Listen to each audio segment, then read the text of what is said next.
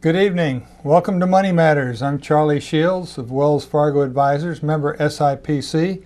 My co-host is Patricia Dunn. Pat, how you doing? Good. Good to see you again. Pat is with Merrill Lynch, also member of SIPC. And our guest tonight, Bruce Mowday, is president of media relations and an author, and he's coming out with a new book called Selling Your Book. So this is going to be a pretty fascinating show. Stick with us. Thanks for being here, Bruce. My pleasure. Thank you. Good. Okay, let's get it started here. I want to remind our viewers and listeners, the show is aired in different places at different times, so don't do any market timing decisions, which I'm not a believer in anyway. But we have had in the recent past some really hot stocks that went way up, and then all of a sudden they came down sharply, and who knows where they'll go. But how do you handle it when you've got some big profits in a sector that's gone way up? What do you do about that? Well, Charlie, you and I were both here in the 90s, so it's not like this is new territory for us. Right. And I do caution my clients that, you know, when these PE ratios get to be pretty absurd, it's time to start thinking about taking some money off of the table, maybe buying on dips, but maybe rotating into other areas of the market, because this money has to last. And when things get so wild and crazy, you might be crossing the borderline into gambling.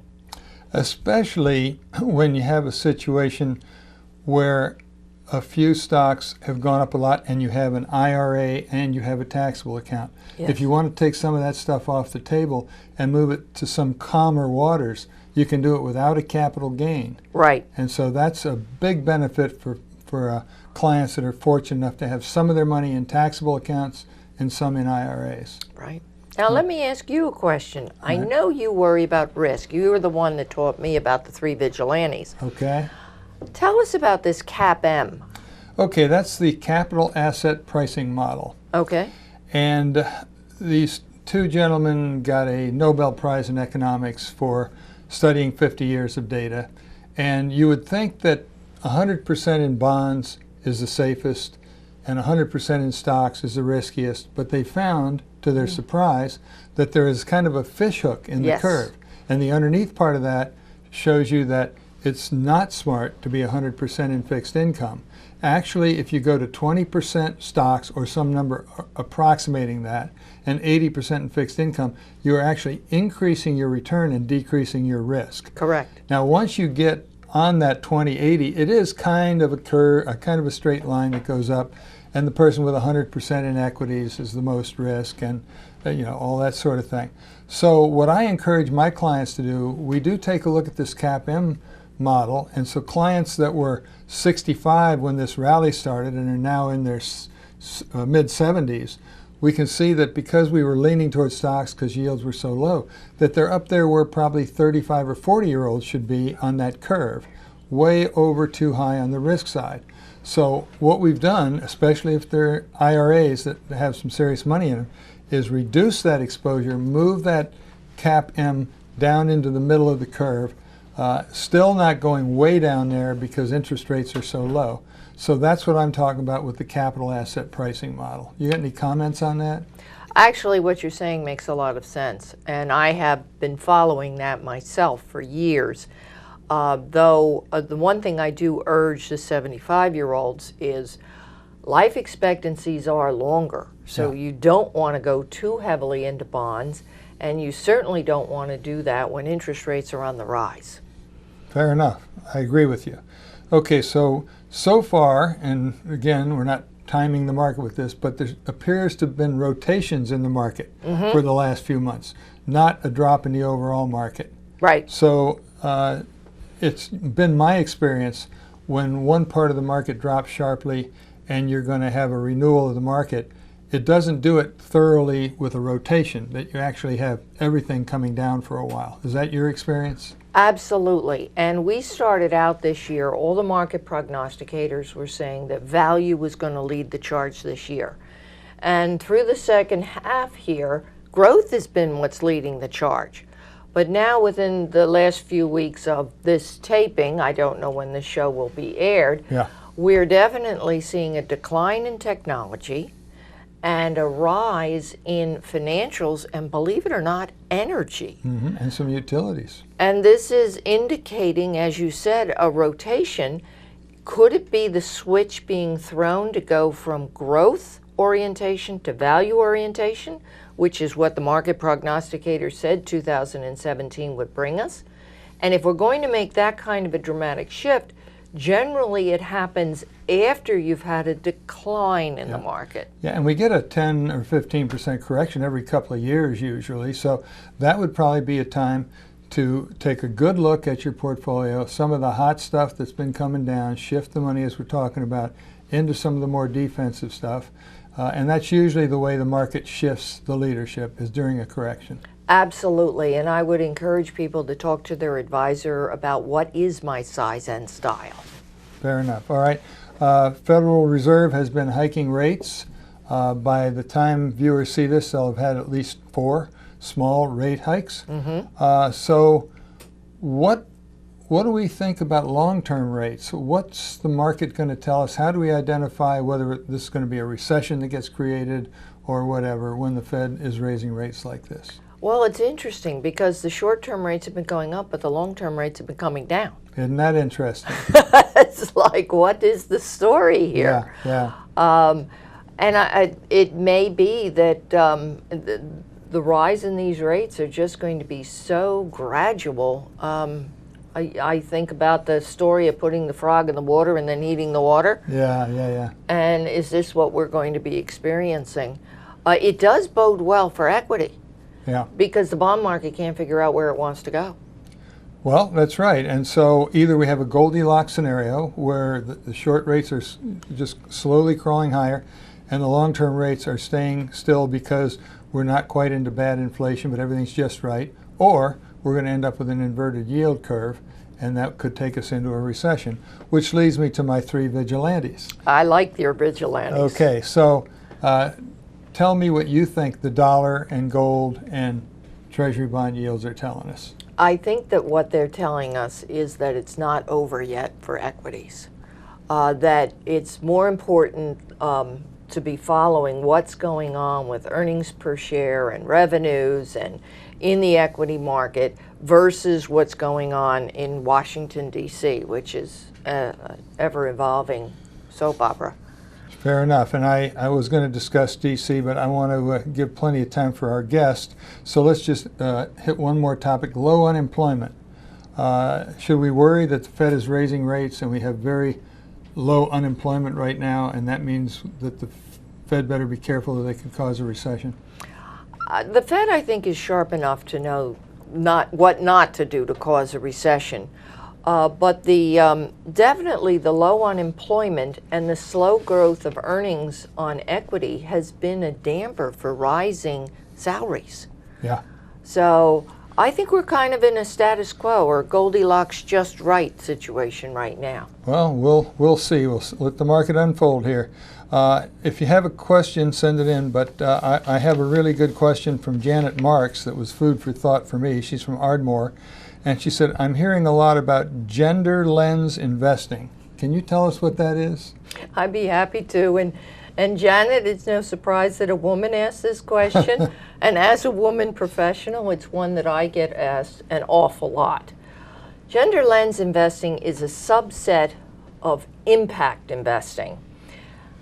Impact investing is investing in companies that benefit the environment, the social situation, or governance.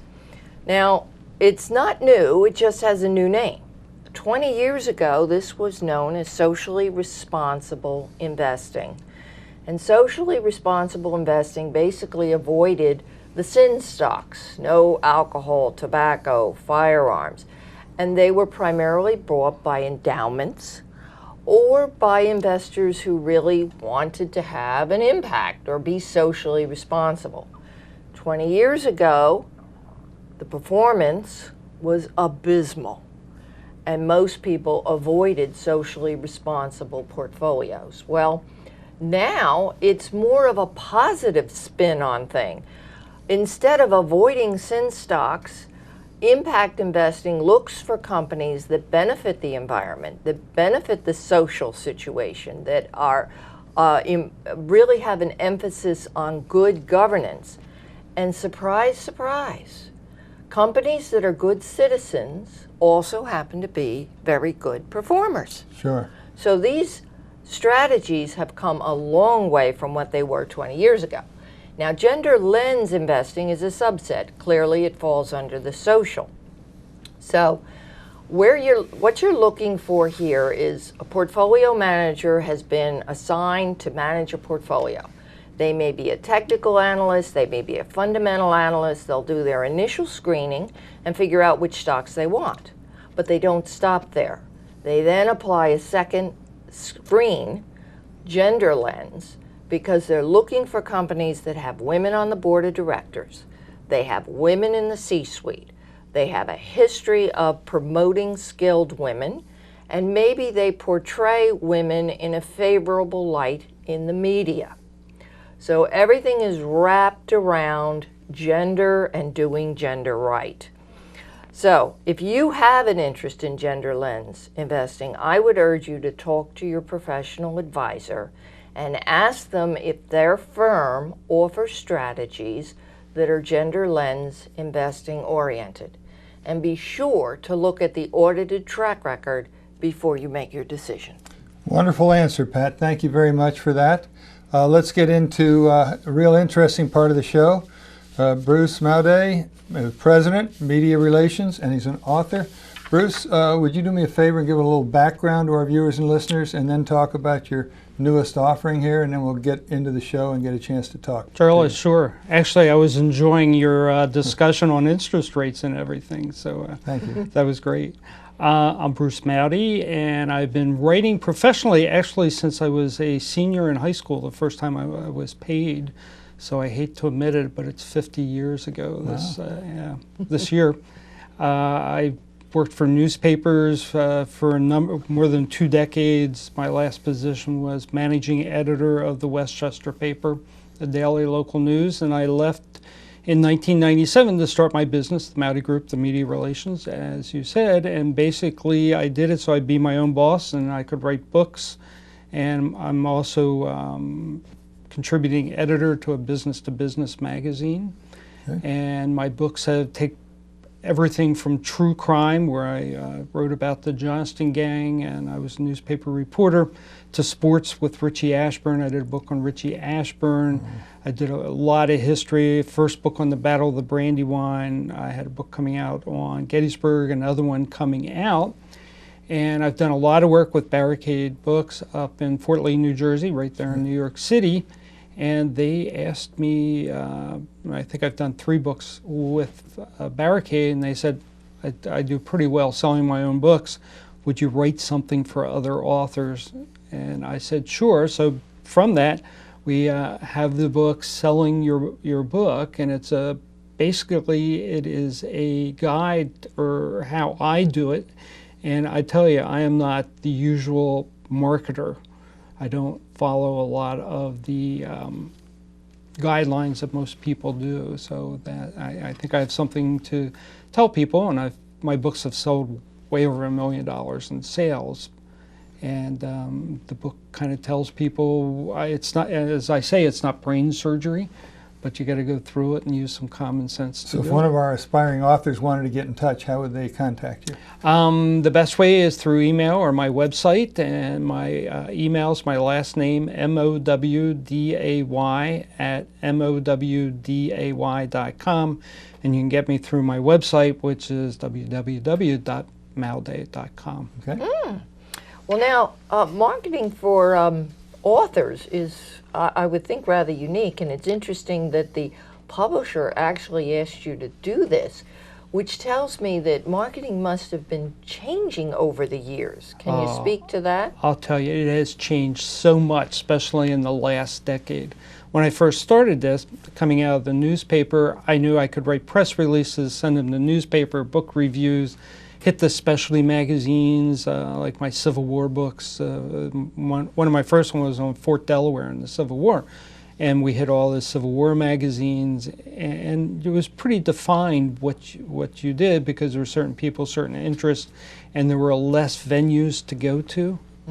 Today, there's thousands and thousands and thousands of venues on the internet, and it has really switched from being a print kind of driven to the internet, social media, and that has great strengths and great drawbacks. The problem is not everybody goes to one site, so you're dealing with a lot of different sites. And I find out right now that if I do, and I was doing it actually this morning, kind of informing people read my Facebook and Twitter and LinkedIn, what I'm doing, where am I going to be speaking, and what's going on in my book world, that you really have to do that. I'm sure you deal with this in the book, but how do you sort out which areas in your finite amount of time you're going to go to in social media?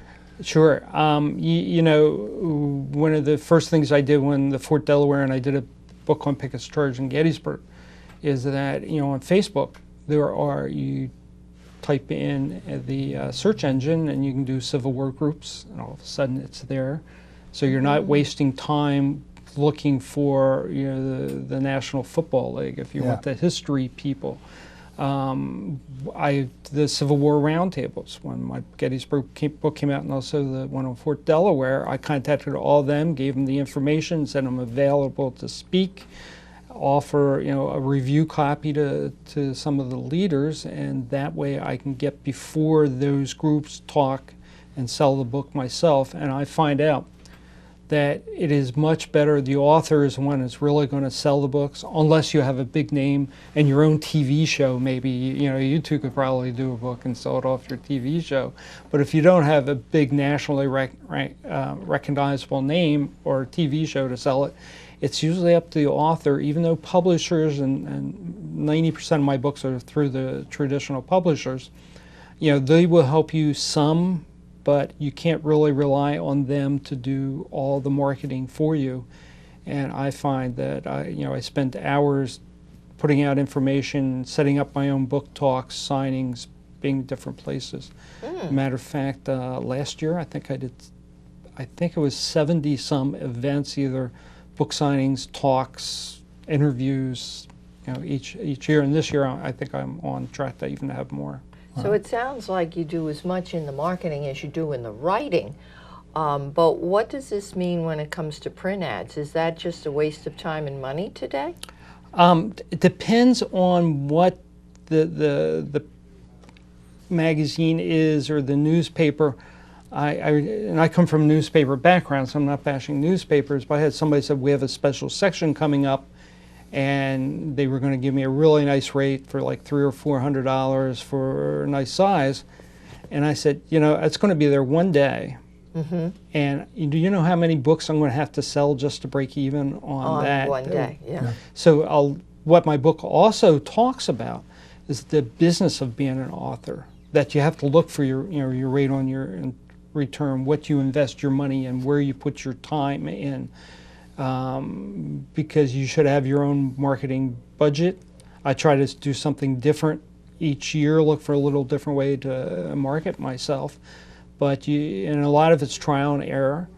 I know certain events I go to and others I don't. I had a book on the mushroom farming in Chester County. It was through Arcadia, and I was working for the American Mushroom Institute doing some writing for them. And I found some great photographs of early mushroom growers in a file cabinet. And I said, well, let's contact Arcadia. The book came out. Kennett Square has this gigantic mushroom festival with thousands and thousands and thousands of people. I thought it'd be a good place to sell books. Right. No. No. Huh. Everybody was there to eat and have fun and pick mushrooms, and nobody was interested in books. So that was trial and error. There is another event in that same area, Chad's Ford Days, just down the road. Less crowds, but I saw a lot of books there. Okay. So I'm going to go to the less crowds. Bigger crowds doesn't always mean more sales. Through your years of trial and error, I'm sure you have figured out which parts of responsibility are the publishers and which is yours, and there's probably some overlap, but generally, what do you expect out of your publisher and what do you figure you have to do on your own? Barricade is very good in New York, and I've used Stackpole before and White Mane Publishing, and Schiffer Books actually out of Ackland does a really good job also, and they have my second Gettysburg book coming out. They are very good at reaching out to the Barnes and Nobles and the stores and getting it in and letting the National Book Network and everybody that can help sell the books and reaching out to the bookstores.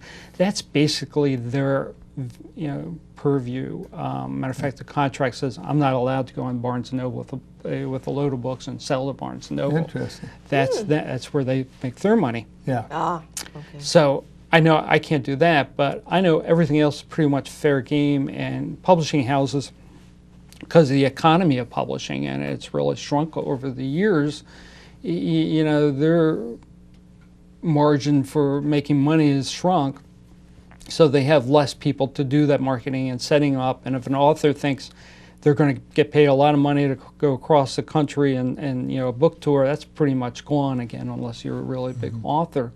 So I pretty much look at it as my responsibility to go out and do the signings and talks. And again, I now know the groups that will be interested, and I might get a lot more, economically if I sell the books myself, because I buy them from the publisher for a discount, same discount they give to the book. Just a quick one, is books on tape something you try to do, or is that a separate niche? Or? That is actually something the publishers take care of, and it's funny, just a couple days ago somebody asked if one of my books were on tape, but they handle the ebooks and the books on tapes. I'm more on that kind of the marketing side and letting people, hey, it's out there, go get it. Now, for our viewers and listeners out there who are either authors or want to be authors, can you succinctly tell us what are the keys to increasing book sales? Sure. First of all, an author cannot be shy. Okay. A lot of authors like to write things, they're comfortable. I was the same way. Back in the office, you got your computer, you write it, you send it off to the publisher, and you think your job's done. Right. It is just starting. Okay. If you really want to make the sales. Author needs to look for opportunities to come on shows like this, or interviews, signings, talks.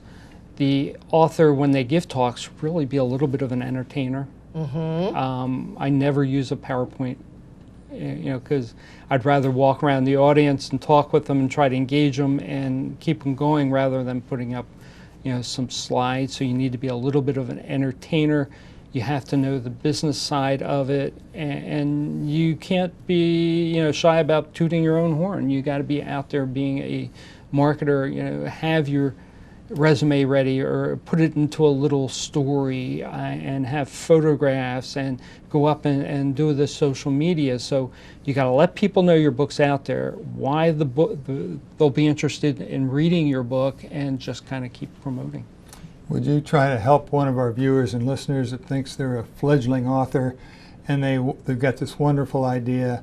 I'm sure your book is more oriented toward you've got your book and move the product, but just how would you recommend going about the decision as whether it's worth the time and effort and money in order to get involved with this project? The business of being an author. And that is a great question, because I've helped some authors after they have the books and they come back and say, gee, I wish I would have talked to you at the beginning, because they were talked into long-term contracts on printing and enhancement for marketing from vanity publishers or print-on-demand publishers, and they were way behind financially.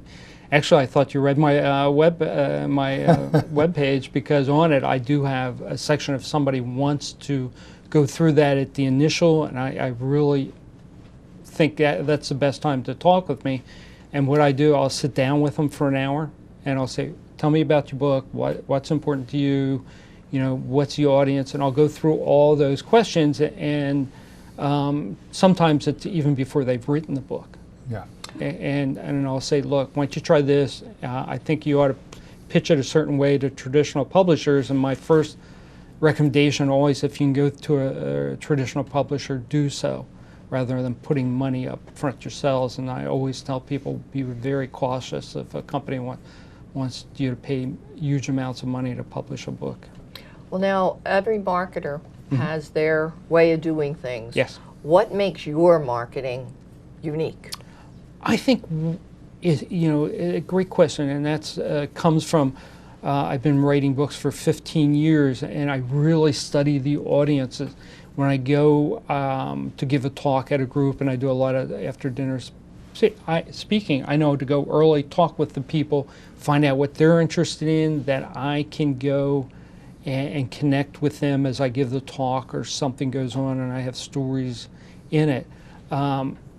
Again, I tell people what worked for me, why it worked, what to be careful of, the business side, make sure you collect that sales tax so you don't get in trouble, and how to remit it. And and like I said, it's not brain surgery, but there's a lot of little things.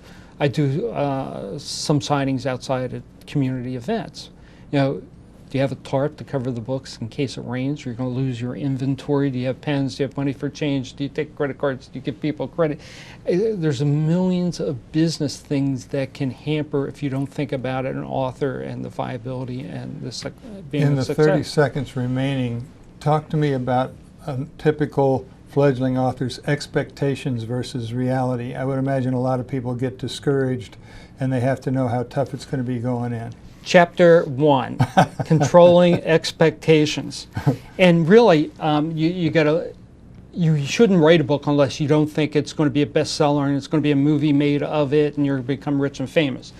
Totally good, and everybody should have that. But in reality, I'll just give you the bottom line in a couple of seconds. The average number of sales of all books is less than 200 copies. Yeah. Good place to stop. Thanks for being with us. Thank you.